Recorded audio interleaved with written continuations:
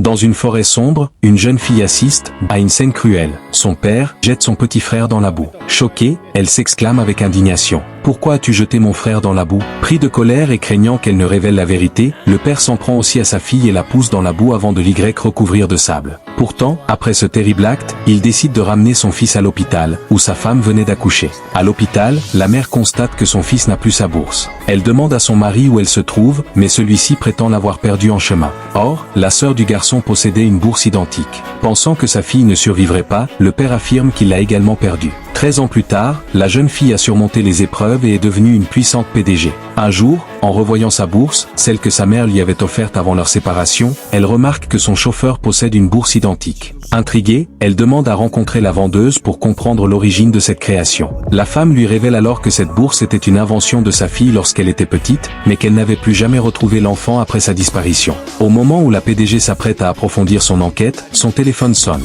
Son mari exige qu'elle lui transfère ses biens sous prétexte de protéger leur enfant. Il lui promet de les lui restituer ensuite. Mais derrière cette demande se cache un stratagème, il souhaite en réalité offrir ses biens à la fille de sa maîtresse, qui doit bientôt se marier. En apprenant que sa propre mère était la créatrice des bourses, la PDG se remémore le jour où son père l'a abandonnée. Lors du mariage de la fille de la maîtresse, la mariée appelle son père, qui est également le mari de la vendeuse de bourses. Tandis qu'il se lève, elle dit « Maman ». La femme croit être reconnue, mais la mariée ajoute froidement « Je ne parlais pas de toi, je parle de ma vraie mère ». La véritable mère se lève alors, et le père, ingrat, exhibe le papier de transfert, affirmant « Tous ces biens nous appartiennent maintenant ».